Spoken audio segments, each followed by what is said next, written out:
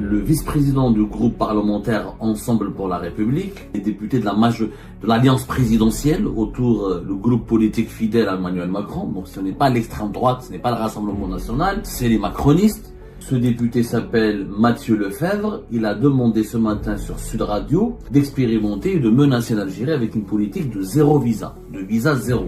Une nouvelle escalade, une nouvelle menace. C'est pas réduire les visas pour les dirigeants algériens ou pour les membres de la classe politique algérienne. Zéro visa. Voilà ce qu'il a dit ce matin, monsieur Mathieu Lefebvre. Concernant l'Algérie, il faut être plus ferme. On doit restreindre le nombre de visas accordés aux Algériens qui viennent en France. Ça peut même être une politique de visa zéro. Tant qu'ils ne reprennent pas des clandestins dangereux, on ne peut pas continuer à se laisser marcher sur les pieds. Donc, les partisans d'Emmanuel Macron eux-mêmes maintenant, ce n'est plus Marine Le Pen, Éric Zemmour, ni Bruno Retailleau, ce n'est plus la droite dure classique. Les macronistes proposent maintenant zéro visa. Ce député va encore plus loin. Il propose directement zéro visa. Cash. Bzaf, ya jma'at al-khayr. À un moment donné, il faut arrêter. Comment arrêter cette escalade? Il faut dire la vérité, c'est une wilaya. La France est une autre wilaya algérienne. Le vice-président du groupe parlementaire Ensemble pour la République, encore une fois, qui est autour c'est les députés de l'alliance présidentielle autour du groupe politique fidèle à Emmanuel Macron. Donc ce n'est pas l'extrême droite, ce n'est pas le Rassemblement national, c'est les macronistes. Ce député s'appelle Mathieu Lefebvre. Il a demandé ce matin sur Sud Radio, l'une des radios les plus populaires du paysage médiatique français, d'expérimenter et de menacer l'Algérie avec une politique de zéro visa, de visa zéro. Il parle de politique de visa zéro à l'encontre de l'Algérie. Une nouvelle escalade, une nouvelle menace. Depuis maintenant, pratiquement depuis décembre 2024, ça fait 2 mois, nous sommes à la fin du mois de janvier 2025, ça fait 2 mois que les relations entre les deux pays sont rythmées uniquement par les menaces, les reproches, les propos agressifs, les injures, les invectives, les ripostes, les attaques et les ripostes. Ça devient extrêmement dangereux. Et malheureusement, le temps passe. L'Algérie n'a pas d'ambassadeur en France depuis fin juillet 2024. Et à chaque fois, je dirais pas des extrémistes, mais des lobbyistes. Certains sont extrémistes, d'autres ne le sont pas. Ils font juste de la politique politicienne. En tout cas, des acteurs politiques exploitent cette crise algéro-française, ou ces crises maintenant, parce qu'il y en a plusieurs, on n'arrive plus à les compter, tellement les reproches et les incompréhensions, les malentendus, les tensions sont nombreuses.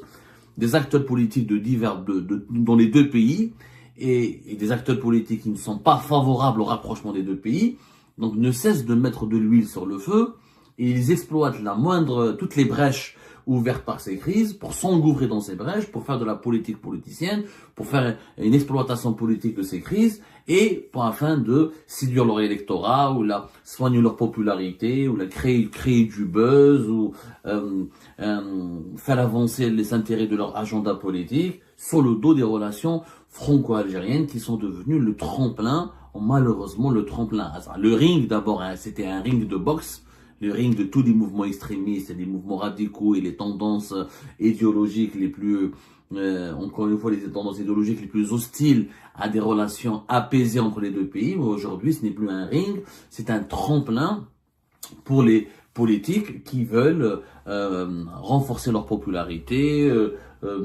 asseoir leur légitimité, et qui veulent défendre une certaine feuille de route ou un agenda politique pour les futures échéances électorales. En France, c'est ce que nous remarquons, parce que ce député propose zéro visa.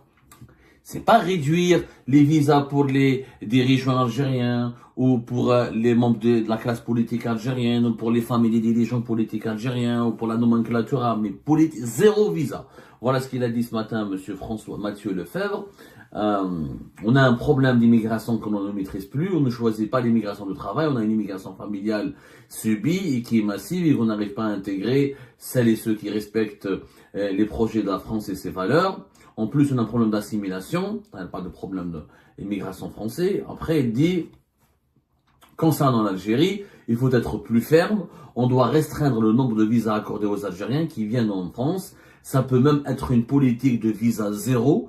Tant qu'ils ne reprennent pas des clandestins dangereux, on ne peut pas continuer à se laisser marcher sur les pieds.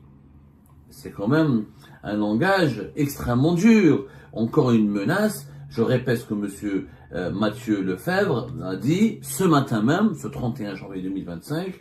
Donc le mois de janvier se termine très mal pour les relations franco-algériennes ou algéro-françaises.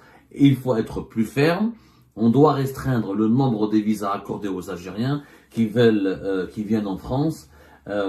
Ça peut même être une politique de visa zéro. Tant qu'ils ne reprennent pas des clandestins dangereux, on ne peut pas continuer à se laisser marcher sur les pieds. C'est extrêmement violent, dur, et ça cible toutes les Algériennes et tous les Algériens, ça ne cible plus les dirigeants algériens, alors qu'au départ, les propositions qui étaient formulées par les dirigeants politiques et leurs alliés, bon là on parle, ce n'est pas un simple député, c'est le vice-président du groupe parlementaire du mouvement présidentiel qui est au pouvoir en France. On parle de, ce n'est pas le Rassemblement national, c'est pas l'extrême droite. Là, c'est pas l'extrême droite. C'est pas Marine Le Pen ou Éric Zemmour. Non, on parle du groupe parlementaire autour du parti présidentiel d'Emmanuel Macron. Emmanuel Macron, dont les partisans étaient favorables.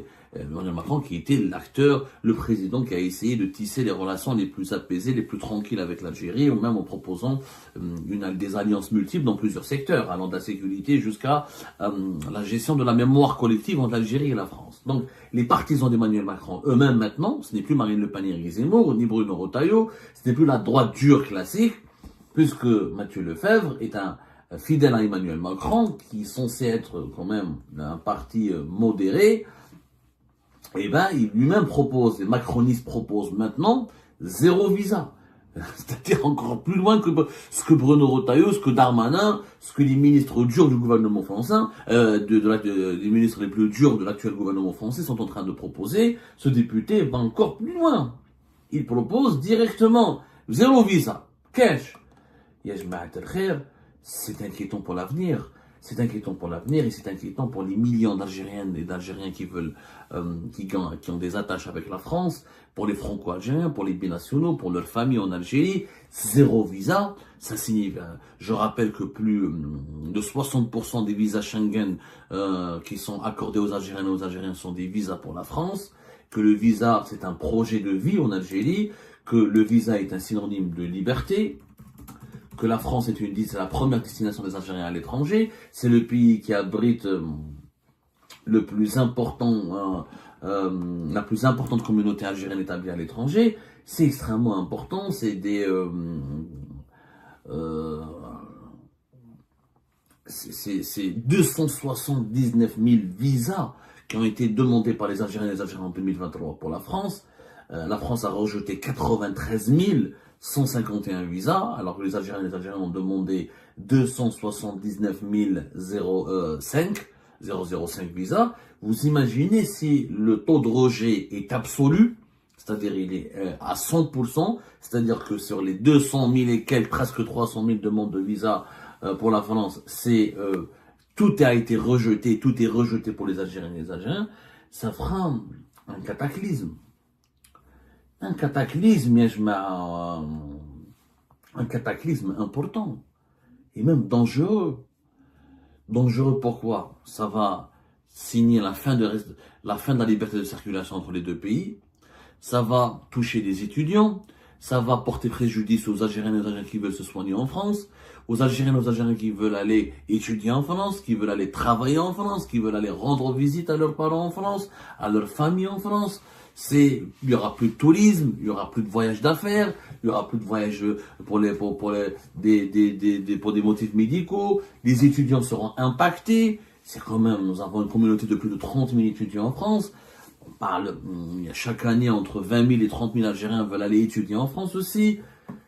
C'est considérable, les relations humaines entre les deux pays. On ne parle pas du Tchad, on ne parle pas du Mali, on ne parle pas des îles Comores, on parle de l'Algérie. L'Algérie est là pour la France. Les liens humains sont très importants, mais zéro visa, c'est un cauchemar.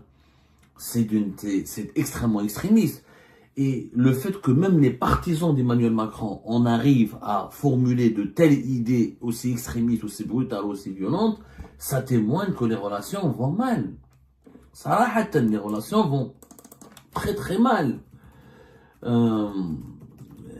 بزاف يا جماعة الخير يعني à un moment donné il faut arrêter. Comment arrêter cette escalade? À mon avis il faut accepter le dialogue en urgence. Tant que cette crise perdure entre les deux pays, les extrémistes en profitent, les politiciens en profitent. Encore une fois, chacun va utiliser la crise ou les crises entre l'Algérie et la France pour régler ses comptes, pour faire avancer ses agendas, pour des visées électoralistes, pour séduire les électorats les plus ou les électeurs les plus durs. On a bien compris que en Algérie, la France est une variable de la politique interne et des affaires politiques internes, et l'Algérie aussi en France est une variable de la politique et des affaires internes en France. L'Algérie est une affaire de politique interne en France, la France est une affaire de politique interne encore une fois en Algérie. Qu'est-ce qu'il faudrait faire? Il faut arrêter ce déchaînement de violence, de critiques, de reproches, de malentendus. Ce sont des milliers et des millions de personnes qui sont impactées, qui seront impactées. C'est un cauchemar absolu d'en arriver à une impasse où les deux pays vont rompre. L'Algérie et la France ne peuvent pas rompre leurs liens. Il s'agit de la France pour l'Algérie, c'est pas le Maroc. La France pour l'Algérie, c'est pas l'Italie ou l'Espagne. C'est, il faut dire la vérité, c'est une wilaya. La France, c'est une autre wilaya algérienne. Quand on a 5 millions de compatriotes ou de Français d'origine algérienne, on ne peut pas rompre avec la France du jour au lendemain. Il y a trop d'intérêts en jeu, des intérêts humains puissants. Si les dirigeants algériens n'auront plus de visa pour la France, ils disent, bon, les sources à qui je parle, c'est pas grave, les Français ne vont pas donner des visas, on va les demander aux Italiens. Donc les Italiens ne vont pas donner, ne vont pas traiter plus de 250 000, presque 300 000 demandes de visa. C'est complètement faux. Et le taux de rejet en Italie, il est encore aussi important que le taux de rejet des consulats de France. Et les Italiens ne vont pas ouvrir les portes aux étudiants algériens, aux touristes algériens, aux patients ou aux malades algériens. Il faut arrêter de déconner. Et en Italie, on n'a pas d'attache familiale avec l'Italie comme on a des attaches familiaux avec la France. Donc il faut arrêter de comparer l'incomparable. Les pays qui rejettent l'Italie, c'est pas du tout un pays favorable ou qui aime les Maghrébins et en Italie, il y a l'extrême droite. Vous croyez que les Italiens seront contents de recevoir presque 200 000 voyageurs par an en provenance de l'Algérie? Vous rêvez, mes chers amis, vous rêvez. L'Algérie doit nommer un ambassadeur. L'Algérie devrait accepter maintenant que le ministre des Affaires étrangères français vienne à Alger pour dialoguer. Il y a des problèmes, on les pose, on se retrouve autour d'une table, on se parle directement. C'est quoi cette façon de gérer un partenariat ou des relations aussi importantes avec un partenaire aussi important que la France, avec des médias interposés, avec des attaques, avec des reproches, avec des insultes, avec des menaces en permanence? C'est pas possible. À un moment donné, il faut qu'on soit adulte du côté algérien comme du côté français. Il faut qu'on accepte de se parler, d'aborder les vrais problèmes et de trouver les compromis. Tous les problèmes ont des solutions. La France veut que les flux migratoires soient gérés, veut que les migrants algériens dangereux, impliqués dans des actes de délinquance soient expulsés. C'est légitime. L'Algérie voudrait que ces migrants qui font l'objet d'une procédure d'expulsion bénéficient de toutes les garanties judiciaires et que leurs droits soient respectés et qu'ils ne soient pas maltraités. C'est légitime. À partir du moment où chacun des deux pays a des revendications légitimes, il suffit juste de trouver les mécanismes appliqués de comment satisfaire ces revendications sans léser les intérêts des deux pays. Et c'est possible, parce que les intérêts de l'Algérie et de la France sont communs. Nous n'avons pas d'intérêts divergents. La France elle a intérêt à conserver l'ordre public, à protéger sa sécurité nationale et à accueillir les migrants qui lui sont bénéfiques et à expulser les migrants qui menacent l'ordre public et sa sécurité. L'Algérie elle a totalement intérêt aussi à ce que ses compatriotes soient protégés, respectés, considérés et leurs droits préservés en France. Donc c'est des intérêts communs. C'est des intérêts communs. La communauté algérienne en France, c'est un appui économique important pour l'Algérie. Les Algériens qui partent en France, ils deviennent cadres ou ils réussissent, ils peuvent venir, ils investissent dans leur pays puisqu'ils envoient de l'argent à leur famille. C'est quand même, ça constitue une bouffée d'oxygène. Si les relations sont rompues du jour au lendemain, s'il y aura zéro visa, ce sera un scénario cauchemardesque pour l'Algérie aussi. Parce que il y aura de moins en moins de rentrées de devises, on va avoir des problèmes pour trouver l'euro et acheter de l'euro, etc. On aura un problème pour s'approvisionner, ou il y aura des problèmes, il y aura des drames familiaux.